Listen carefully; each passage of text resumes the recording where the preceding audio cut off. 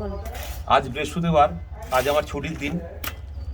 তো ভাবলাম বাড়ির কিছু গার্ডেনিংয়ের কাজ করি।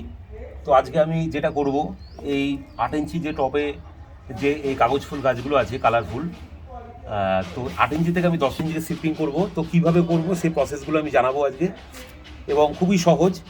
এটা তোমরা বাড়িতেও করতে পারবে, দেখবে খুব মজাও লাগবে, প্লাস আউটপুট অনেক ভালো হবে। তো আমি প্রসেসটা দেখাচ্ছি কী করতে হবে। প্রথমে একটা এরকম 10 ইঞ্চি টব নিলাম, প্লাস্টিকের হোক, যে কোনো প্লাস্টিকেরও নিতে পারেন কিংবা মাটিরও নিতে পারেন। যাই হোক, প্লাস্টিকের দিলে ভিতরে একটু নেট দিয়ে দেবেন, মশারির যে নেট হয় সেই নেট একটুখানি দিয়ে দেবেন ভিতরে। দেওয়ার পরে কীভাবে করতে হয় আমি এই প্রসেসটা একটু দেখিয়ে দিই।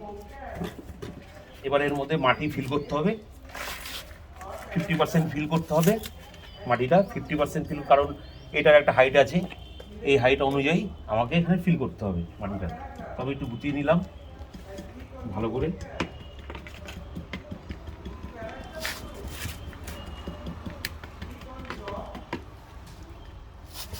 এবার আমি এই গাছটিকে পটিং করব, কিভাবে করব সেটা দেখাচ্ছি আমি। প্রথমে একটা কাঁচি নিতে হবে,